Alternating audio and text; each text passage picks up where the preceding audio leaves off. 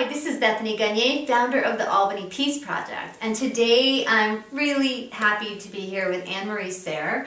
Anne-Marie has been an amazing support for the Albany Peace Project and helped out in so many ways, but this year you led the way, you and Jerry Patel, with the Albany Peace Project Certified Meditation Leader Program. Can you tell people about that? I know it's a with that long title. I know. Yeah, well, the idea was that as we want to continue reaching more and more people with the Albany Peace Project and increase the number of people who meditate every day in January for the next now 7 years. Yeah.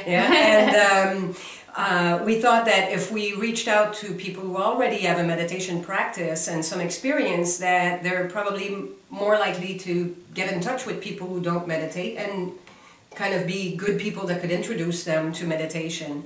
And we figured that if they already have an interest in the Albany Peace Project, why not give them a little bit more information about the project, about the science behind the protocol that we put together, or that mostly you put together. And it was really fun collaborating with Jerry Patel.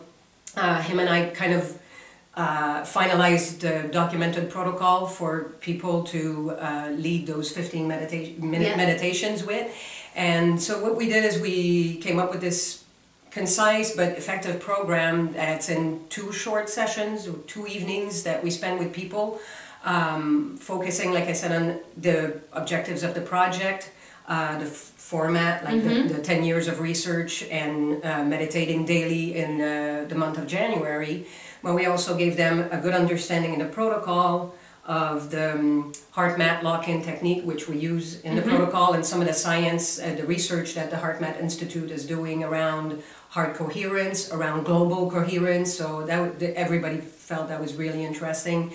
And we then let them practice. So we have them do a recording of a meditation, send it to us for feedback, and then we also have them practice with each other in a group setting.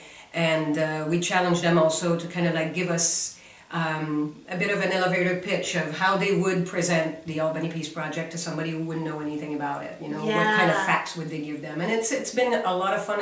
We've met some wonderful people. Yeah. And we did 2 groups. I mean, we just launched that like kind of a second third of the year, but we trained 2 groups of about 8 to 12 people, and so it was, and some of the people that you have or will see this January. Yeah, exactly. We're going to have a few of the meditation leaders that went through your program coming up, and I was really impressed with what she and Jerry did to really distill it down. You did a fabulous job. And it was a lot of fun. So, and then Jerry is a ton of fun to work with. So, and he's extremely experienced as well. So we had a good time.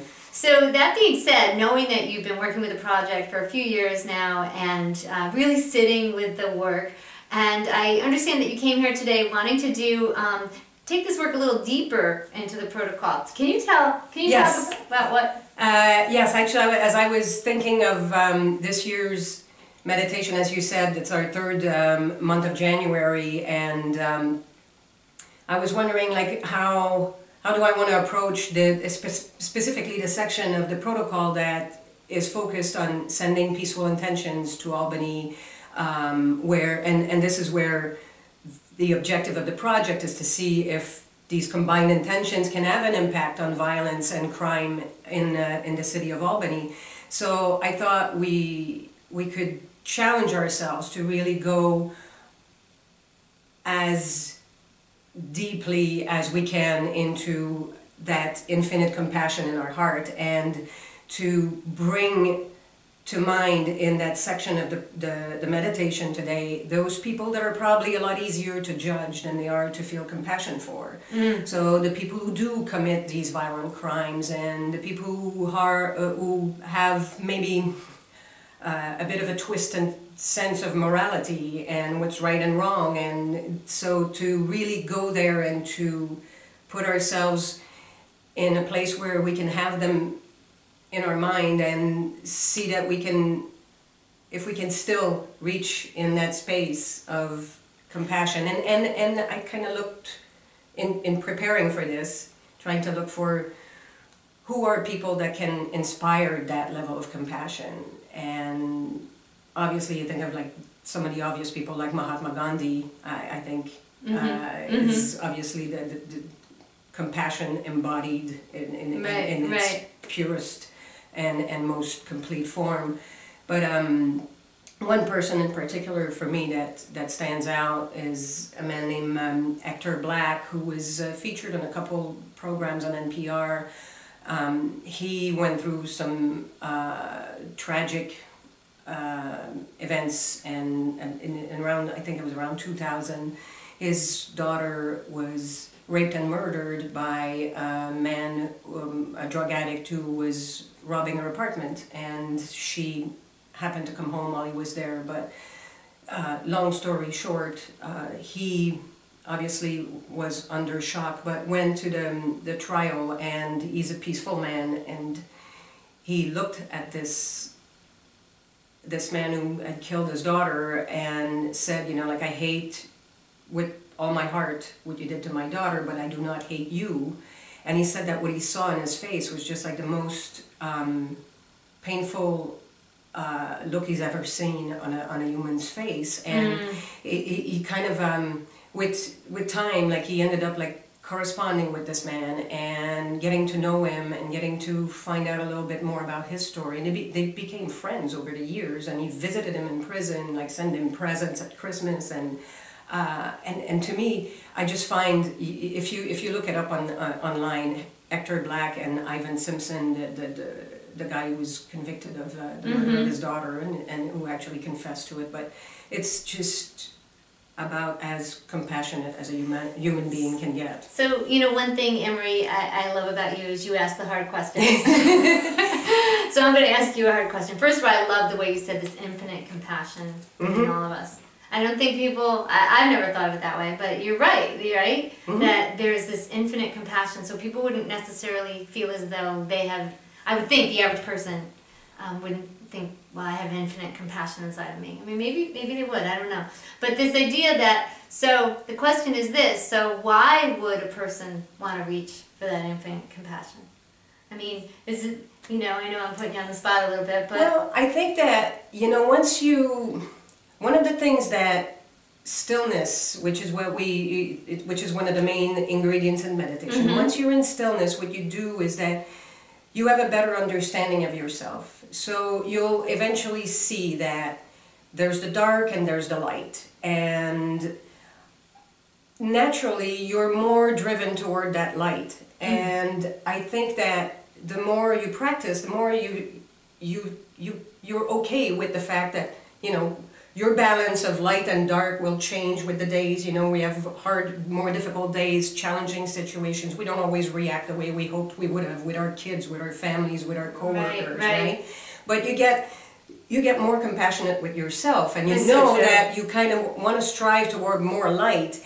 And to me, I think what happens with that, as you kind of observe those changes and in yourself, those ebb and flows, and you continue striving toward more light, you can also see that there might be people where the darkness has taken over so powerfully, you can barely see the light in there. And I think that at that point, it becomes so important for others to see the light in them, because they obviously don't see it in themselves anymore. So if they don't get it from outside, you know, where are they going to get it from? Right, it's so true. Like that so that's kind of how I look at it. Right, like that gentleman in the court. I mean, if, you know, who else would have seen the light in him if Hector, was it Hector? Yes, Hector hadn't seen it, you know what I mean? Like, and how, you know, how long would it have been before he saw his own light? And he probably condemned himself, you know, to the darkness, you know, because of what he had done. And yeah, I mean, Anne-Marie, what a great answer to that question. And the question, and so you answered it by essentially saying that the more we observe our own light and dark patterns, so to speak, and we're able to hold that space of observing, then we kind of can see this in others, and so therefore we can have greater compassion for others because we've cultivated it for ourselves as we've... Exactly, and I think one of the things that came up to, like, considering all these aspects and trying to organize my thoughts for this meditation is, like, one of the things that happens, and I guess I call it a byproduct of meditation, but is as we get more familiar with that observer quality in ourselves, you know, that witness, where we can feel that there's us living our experience, but there's also the self that sees what's happening, the neutral observer that can see that. And I think the more we become in tune with that, and that stillness that meditation brings, makes it easier to get in touch with that aspect of ourselves. We kind of feel less of a need to seek approval, to seek to be heard, to be seen, to be valued by others, because we kind of fulfill that on our own. And honoring of ourselves. Right. And then somehow that makes us, that frees us to be able to give that gift to others instead, who might not be able to reach that deep. And so I think it's just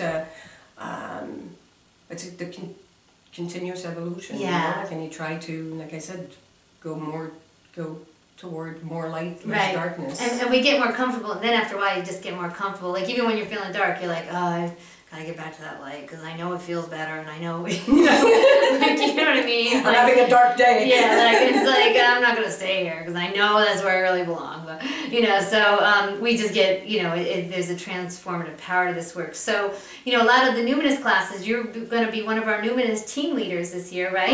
Yes, so, looking forward to that. Yeah, that should be a lot of fun. So once a week at Unity Church in Albany, we're going to be meeting, for Numinous is going to be meeting there. Anne-Marie is going to be on our team leaders. The 2nd in January. Is that it? Yeah, the second or the third second week Wednesday. of January. Yes, we're going to have the list up soon. Right. And we'll do, that'll be fun too, because we'll do mindfulness for people with busy lives. So all sorts of little tips and techniques to make it easier to bring in a little bit of that stillness throughout the day, and without necessarily sitting on a cushion for a half an hour. Just simple things that we can do to bring a little bit more mindfulness. I'm really big into mindfulness. I think it's just a beautiful practice. And you as an IT professional, it probably gets a little stressful at times. You must revert to these. Yes, I can say that. From time to time, like every 2 minutes. Exactly. And so you're going to really be taking to the everyday work life on how this stuff can work in the trenches of work. At work, at home, and you know. Exactly. Excellent. Yeah. All right, well, thank you. I'm looking forward to hearing this meditation. So. Thank you. Yeah. Thank you so much. Okay.